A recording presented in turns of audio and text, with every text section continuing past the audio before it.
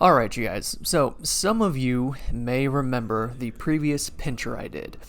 If you don't, it's right in front of you.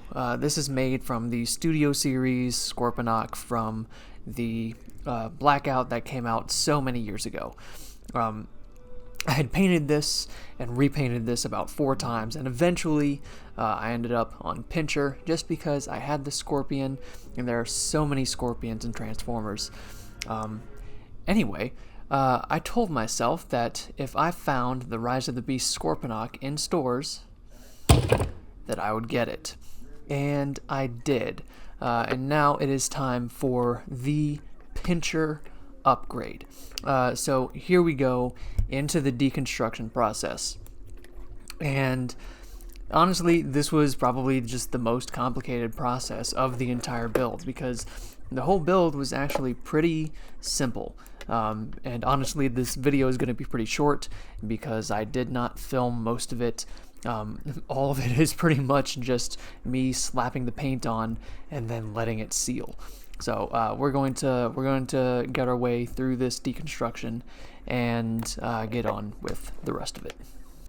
I will say that just due to the way this thing is built, the torso is all pretty much just one solid piece. You can't get those legs off, you can't take the arms off unless you have a pin puncher, but I do not have that at the time.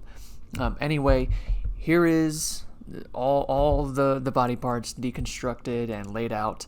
And honestly, it was a few months until I actually got around to painting this thing just because I was unenthusiastic about painting another pincher.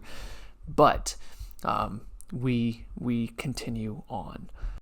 So we start here with the torso, and I painted it with a turquoise extreme lacquer from Testors, and I decided to base the whole figure off of the actual Scorpion mode of the Pretender. Because the thing just looks so cool, and the Pretender shell is kind of mid. But anyway, after we did that, we let it dry, and then we taped up the entire torso, and we went and we painted all of the legs red. Well, actually it was maroon, but it was also a Testors Extreme Lacquer.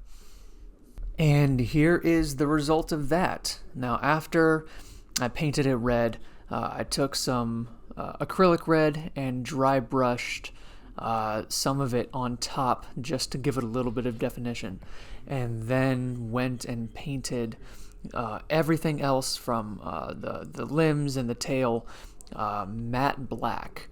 And after I did that, I hit it with a gunmetal silver to give it a sort of like black chrome kind of feel, and it looked really well. I also added just a few extra details here and there, which you'll see later on, but I painted the head black, and I also painted the sort of cross shape from the Pretender shell onto the chest. I swapped the colors, but I wanted to have some sort of homage to the Pretender shell, and that worked out pretty well. And then I also painted some of the tech detail on the back just to separate the colors a little bit and bring out the plates. But yeah, and then we sealed the whole thing and let it dry and put it back together. Not necessarily in that order, but here's the final result.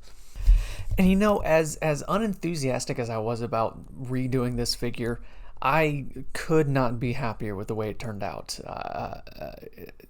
It matches the look of the Scorpion, and I think it integrates the sort of Pretender shell homages really well. So I'm really happy with the way that this really came together.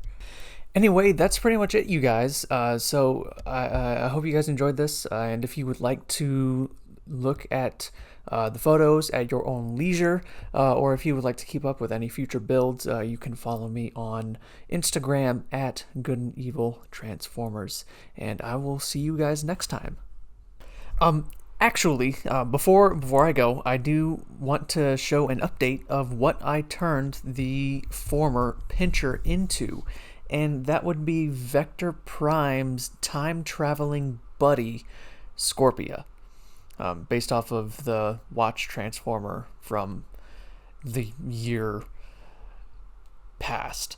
Anyway, this is what she looks like, and yeah, I'm happy with it.